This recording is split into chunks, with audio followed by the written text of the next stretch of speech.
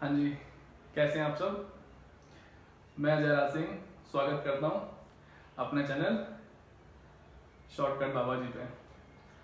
हम बात कर रहे थे आपके कैश फ्लो स्टेटमेंट की। तो बेटा आज हम बात कर रहे हैं आपके cash flow from investing activity की। ऑपरेटिंग एक्टिविटी में इससे पहले वाली वीडियो में बता चुका हूँ आपको। आज हम बात कर रहे हैं आपके cash flow from investing activity.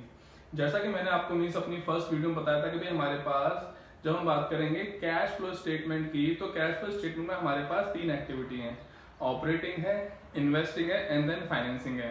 और मोटा मोटा मैंने बेटा आपको बैलेंस शीट से अमाउंट पिक भी किए थे कि भाई हमारे पास जब बात की जाएगी cash flow from investing activity की, तो इन्वेस्टिंग एक्टिविटी में हमारे पास पूरा का पूरा नॉन करंट एसेट वाला कॉलम हमने कहां पे ट्रांसफर कर दिए थे आपके cash flow from investing activity में। एक बार देखें ध्यान से। अगर मैं बात करता हूं बेटा आपके cash flow from investing activity की, जैसे मैंने आपको पहली वीडियो में बताया था भाई हमारे पास cash flow from investing activity में कौन कौन से आइटम आएंगे। कहता बेटा हमारे पास cash flow from investing activity related to, भाई हमारे पास पूरी की पूरी एक्टिविटी आपकी किस चीज को रिलेट कर रही है, नॉन करंट एसेट्स को। मेरे पास बैलेंस शीट में जितनी भी आपकी नॉन करंट एसेट्स होंगी, अब नॉन करंट एसेट मींस भाई वो आपकी फिक्स्ड एसेट की शेप में हो सकती हैं, नॉन करंट इन्वेस्टमेंट की शेप में हो सकती हैं, या आपकी इंटेंजिबल एसेट की शेप में हो सकती हैं। जब बात आती है हमारे पास बैलेंस शीट की, तो बैलेंस शीट में जब हम बैलेंस देखेंगे अपनी नॉन करंट एसेट्स के, तो हमारे पास दो बैलेंस की बनोगे, एक आपके प्रीवियस ईयर का बैलेंस और एक आपके करंट ईयर का बैलेंस। मैं करता क्या हूं, अपने प्रीवियस ईयर के बैलेंस को अपने करंट ईयर के बैलेंस से कंपेयर करता हूं। अब जब मैं कंपेयर करूंगा तो या तो वैल्यू मेरी इंक्रीज दिखेगी या वैल्यू डिक्रीज। फॉर एग्जांपल मेरे पास कोई प्लांट एंड मशीनरी है, भाई प्लांट एंड मशीनरी मेरे पास प्रीवियस ईयर में 1 लाख की थी, आज वो 2 लाख की हो जाती है। या मेरे पास कोई लैंड बिल्डिंग थी, भाई वो पहले 5 लाख की थी, आज वो 3 लाख की हो जाती है।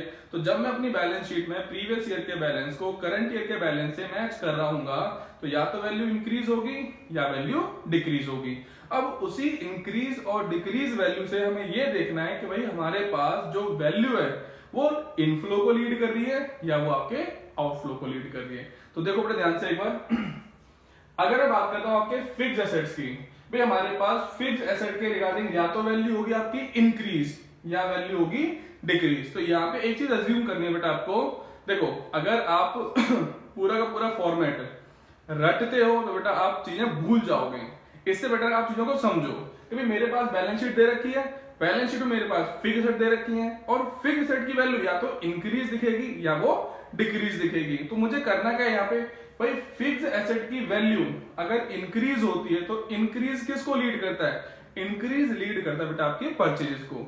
अगर मैंने प्लांट एंड मशीनरी या मैंने कोई लैंड या मैंने कोई बिल्डिंग परचेज की है तो उससे मेरी एसेट की वैल्यू क्या होगी, बढ़ जाएगी। तो अगर बेटा मेरे एसेट की वैल्यू इंक्रीज होती है परचेज करने से, तो अब मुझे अच्छे से पता है कि भाई अगर मैंने एसेट परचेज किए हैं तो मेरे पास एसेट्स आएंगी, लेकिन इसके रिटर्न में मेरे पास पैसे जाएंगे। और यहां हम बात किसकी कर रहे हैं, भाई हम बात कर रहे हैं कैश फ्लो स्टेटमेंट की। और कैश फ्लो स्टेटमेंट किसके रिगार्डिंग है, सिर्फ कैश के रिगार्डिंग। और कौन सा कैश, या तो कैश आएगा या कैश जाएगा। हमें एसेट से कोई लेना देना नहीं है, हमें एसेट का सिर्फ इतना ध्यान रखना है कि वो परचेज की गई है या सेल हुई है, मींस इंक्रीज हो रही है या वो डिक्रीज हो रही है। तो यहां जब मैं बात करूंगा बेटा आपके फिक्स एसेट की, अगर मेरे फिक्स एसेट की वैल्यू इंक्रीज होती है तो इंक्रीज लीड करेगा मेरी परचेजेस को, और परचेज करने से बेटा आपके पास से कैश जाएगा। तो यहां बेटा हम बात करेंगे आपके आउटफ्लो की। और वहीं अगर बेटा मेरे एसेट की वैल्यू कम होती है, कम होने का मतलब बेटा मैंने बेची होगी। डेप्रिसिएशन भी बेटा हमारे पास एक दूसरा फैक्टर होगा, लेकिन उसके रिगार्डिंग में अलग वीडियो में आपको एडजस्टमेंट सारी की सारी 1 बाय 1 बताऊंगा, ठीक है। अगर हमारे पास कोई एडजस्टमेंट नहीं फिलहाल और हमारे एसेट की वैल्यू क्या हो रही है, हमारे एसेट की वैल्यू डिक्रीज होती है। डिक्रीज होने का मतलब बेटा मैंने एसेट को बेचा होगा, और जब मैं एसेट बेचूंगा तो भाई मेरे पास से एसेट जाएगी और उसके रिटर्न में मेरे पास पैसे आएंगे। और जब मेरे पास पैसे आएंगे तो बेटा इसको हम ट्रीट करते हैं आपका इनफ्लो। ये बेटा हमारे पास हो गया आपका इनफ्लो और ये बेटा हमारे पास हो गया आपका आउटफ्लो।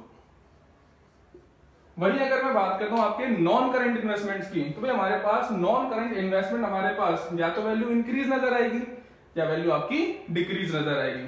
अब इंक्रीज किसको लीड कर रहा है?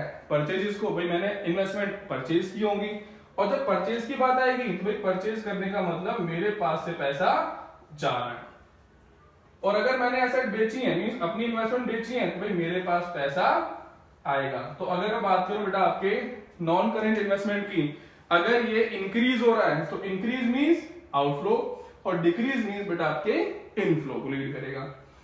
यहां थोड़ा सा ध्यान रखना है इंटेंजिबल एसेट्स के रिगार्डिंग। क्यों भाई? इंटेंजिबल एसेट हमारे पास कौन कौन सी हो गई? मेरी वो एसेट जिनको ना मैं देख सकता हूं, ना मैं छू सकता हूं, सिर्फ फील कर सकता हूं। जैसे हमारे पास गुडविल हो सकती है, पेटेंट्स हो सकते हैं, कॉपीराइट हो सकते हैं, ट्रेडमार्क हो सकते हैं, ये सारी बेटा हमारी इंटेंजिबल एसेट्स हैं। अब लेकिन जब मेरे पास बैलेंस शीट गिवन होगी तो बैलेंस शीट हमारे पास एक प्रीवियस ईयर का बैलेंस और एक आपके करंट ईयर का बैलेंस, और जब मैं प्रीवियस ईयर के बैलेंस को करंट ईयर के बैलेंस से मैच करूंगा या तो वैल्यू इंक्रीज या डिक्रीज।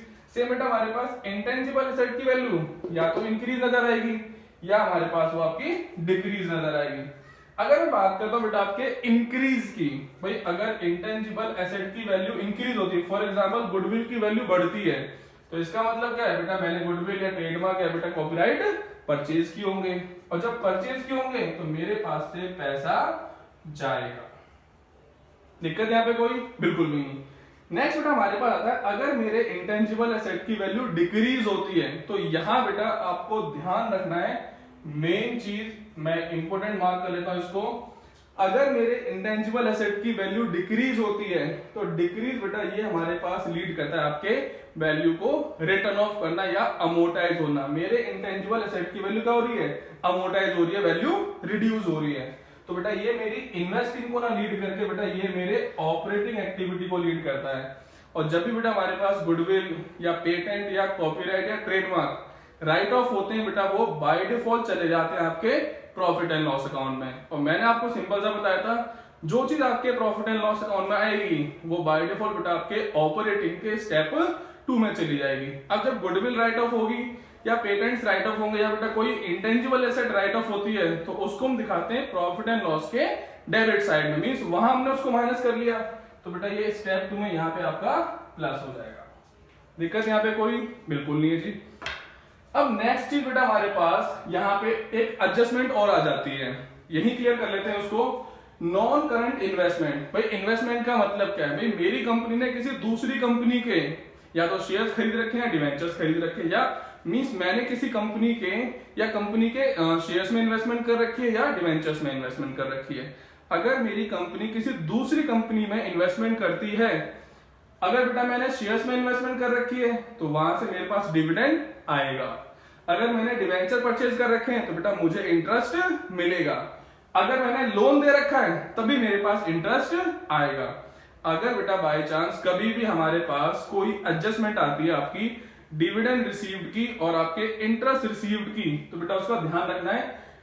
अगर हम बात करते हैं एडजस्टमेंट की, ये बेटा मैं आपको 11th में बता चुका हूं कि जब भी हम कोई चीज पिक करेंगे आपकी बैलेंस शीट से या ट्रायल बैलेंस से, तो उसका एक सिंगल इफेक्ट होता है। लेकिन वहीं अगर मैं कोई चीज उठाता हूं बेटा आपकी एडजस्टमेंट से, तो उसके 2 इफेक्ट होते हैं। भाई अगर मेरे पास इंटरेस्ट रिसीव्ड या डिविडेंड रिसीव्ड अगर एडजस्टमेंट की शेप में मिलता है, तो बेटा मैं इसके 2 इफेक्ट मेंटेन करूंगा। कौन कौन से इफेक्ट होंगे?